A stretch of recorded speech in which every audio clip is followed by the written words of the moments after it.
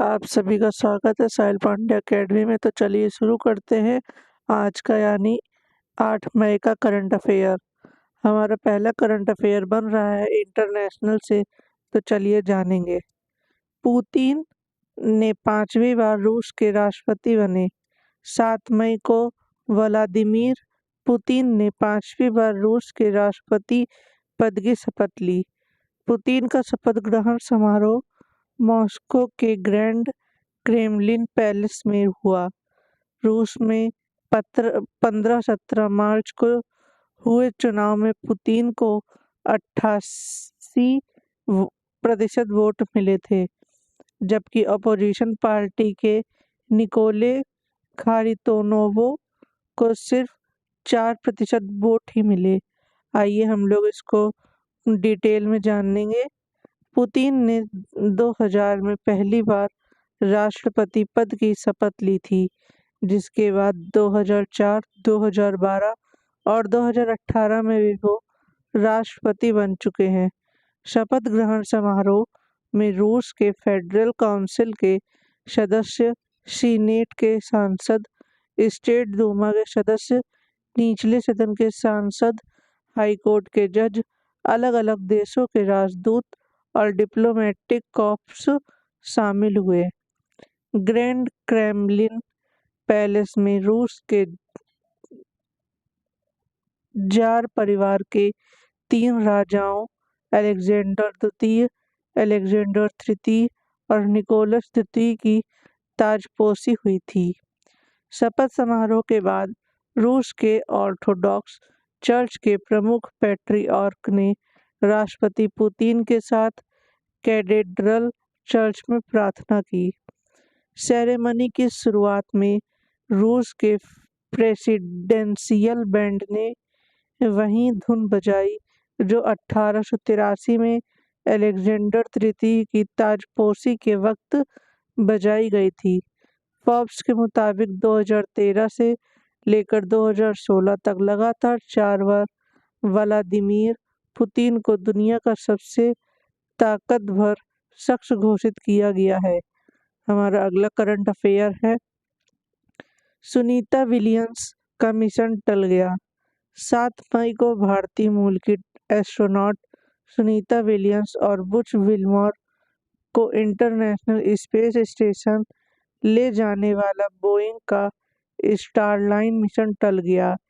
इस यूएलए के Atlas V rocket से आज सुबह 8:04 पर Florida cap Canaveral space force station से लॉन्च किया जाना था। आइए हम लोग इसको डिटेल में जानेंगे। रॉकेट की सेकेंड स्टेज के ऑक्सीजन रिलीफ वाल्व में परेशानी होने की वजह से इस मिशन को टाल दिया गया।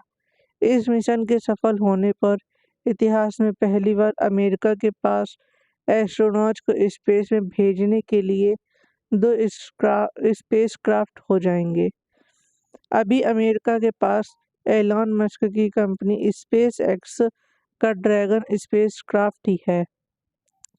स्टारलाइनर को मैक्सिमम 7 लोगों के क्रू को फिट करने के लिए डिज़ाइन किया गया है, लेकिन नासा मिशन 4 लोगों के क्रू को ले जाएगा। नासा को प्राइवेट कंपनियों के स्पेस सेक्टर में आने से एडवांस टेक्नोलॉजी डेवलप करने में मदद मिली है, जिससे मिशन कास्ट भी घटी है। 2011 में स्पेस शटल प्रोग्राम बंद होने के बाद अमेरिका आईएसएस तक पहुंचने के लिए रूस के सोयूज स्पेसक्राफ्ट पर निर्भर होगा। हमारा अगला करंट अफेयर नेशनल से बनता है, तो चलिए जानेंगे। इसरो का semi cryogenic engine test successful हुआ। 6 मई को Indian Space Research Organisation ISRO ने बताया कि सेमी क्रायोजेनिक इंजन के डेवलपमेंट में एक और टेस्ट पास कर लिया है। सेमी क्रायोजेनिक इंजन को स्टार्ट करने के लिए प्रीबर्नर को इग्नाइट करना पड़ता है। इसी टेस्ट इसी का टेस्ट सक्सेसफुल रहा। आइए हम लोग इसको डिटेल में जानेंगे। LVM-3 वही रॉकेट है जिसके जरिए भारत ने अपना चंद्रयान-3 मिशन लॉन्च किया था। चंद्रयान-4 मिशन में भी इसी रॉकेट का इस्तेमाल होगा। इसरो का semi cryogenic engine liquid oxygen और केरोसिन के कॉम्बिनेशन पर काम करता है और ये 2000 kN का थ्रस्ट जनरेट करता है। इसमें ट्राइथाइल एल्यूमिनाइड और ट्राइथाइल बोरान के कॉम्बिनेशन का इस्तेमाल किया गया है। जब ये इंजन बनकर तैयार हो जाएगा तो LVM-3 रॉकेट की सेकेंड स्टेज में लगे विकास इंजन को रिप्लेस करेगा। हमारा अगला करंट अफेयर बनता है नियुक्ति से, तो चलिए जानेंगे।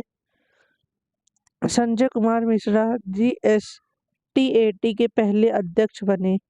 6 मई को नई दिल्ली में केंद्रीय वित्त मंत्री निर्मला सीतारमण ने retired chief justice Sanjay Kumar Mishra को goods and service tax appellate tribunal के पहले अध्यक्ष के रूप में शपथ दिलाई।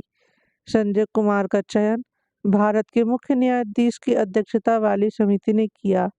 आइए अब हम लोग इसको डिटेल में जानेंगे। GSTAT केंद्रीय वस्तु एवं सेवा कर अधिनियम 2007 के तहत स्थापित अपीलीय प्राधिकरण है। यह राज्य और केंद्र शासित प्रदेश GST अधिनियम के तहत विभिन्न अपीलों की सुनवाई करता है। इसमें एक हेड बेंच और विभिन्न राज्य बेंच शामिल हैं। GST परिषद की मंजूरी के मुताबिक सरकार ने दिल्ली में स्थित हेड बेंच और देश भर में विभिन्न स्थानों पर 31 राज्य बेंच को अधिसूचित किया। GSTAT न्यायिका सदस्यों के लिए 63, तकनीकी सदस्यों के लिए 32 आवेदन मांगे। GSTAT 1 जुलाई 2024 से पहले दिल्ली स्टेट हेड बेंच से काम शुरू करेगी। हमारा अगला करंट अफेयर बनता है बिजनेस से, तो चलिए जानेंगे। BSNL देश भर में अगस्त से शुरू करेगी 4G सर्विस। 6 मई को पब्लिक सेक्टर की टेलीकॉम कंपनी भारत संचार निगम लिमिटेड ने इसी साल अगस्त से देश भर में 4G सर्विस शुरू करने की घोषणा की। BSNL की ये सर्विसेज पूरी तरह से स्वदेशी टेक्नोलॉजी पर बेस्ड होंगी। आइए अब हम इसको डिटेल में जानेंगे। इसका इस्तेमाल करके BSNL ने पंजाब में 4G सर्विस शुरू कर दी है और करीब 8 लाख कस्टमर को अपने साथ जोड़ भी लिया है। BSNL अधिकारियों ने 4G नेटवर्क पर 40-45 मेगाबिट प्रति सेकंड के मैक्सिमम स्पीड का दावा किया। इसे पायलट फेज के दौरान 700 मेगाहर्ट्ज के प्रीमियम स्पेक्ट्रम बैंड के साथ 2100 मेगाहर्ट्ज बैंड में भी लॉन्च किया गया। कोड नेटवर्क एक ऐसा ग्रुप है जिसमें टेलीकॉम सर्विस से जुड़े नेटवर्क हार्डवेयर डिवाइस और सॉफ्टवेयर शामिल है। ये ग्रुप टेलीकॉम नेटवर्क में फंडामेंटल सर्विस जैसे aggregation, call control, switching, authentication, charging, gateway functionality आदि में मदद करता है। TCS तेजस नेटवर्क और सरकारी स्वामित्व वाली ITI को 4G नेटवर्क तैनात करने के लिए BSNL से लगभग 19,000 करोड़ रुपए का ऑर्डर मिला। BSNL पूरे भारत में 4G और 5G सेवा के लिए 1.12 लाख टावर लगाने की प्रक्रिया में है। आइए अब हम लोग इसी से बनने वाले बहुत भी महत्वपूर्ण प्रश्न उत्तरों के बारे में जानेंगे। हमारा पहला क्वेश्चन है, ICC women's T20 world cup 2024 का आयोजन कहाँ होगा? इसका सही आंसर है ऑप्शन बी, बांग्लादेश।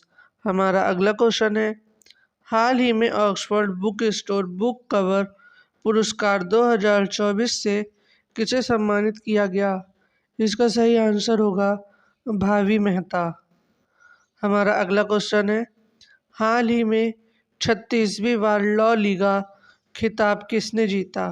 इसका सही आंसर होगा रियल मैड्रिड। हमारा अगला क्वेश्चन है, हाल ही में विश्व अस्थमा दिवस कब मनाया गया? इसका सही आंसर होगा ऑप्शन डी 7 मई। हमारा अगला क्वेश्चन है, हाल ही में पैराफिन ईंधन से संचालित रॉकेट SR-75 का पहली बार सफल परीक्षण किसने किया? इसका सही आंसर होगा ऑप्शन बी हाइलेम प्लस ने। हमारा अगला क्वेश्चन है, हाल ही में किसने विमान वाहक पोर्ट-फजियान का समुद्री परीक्षण किया?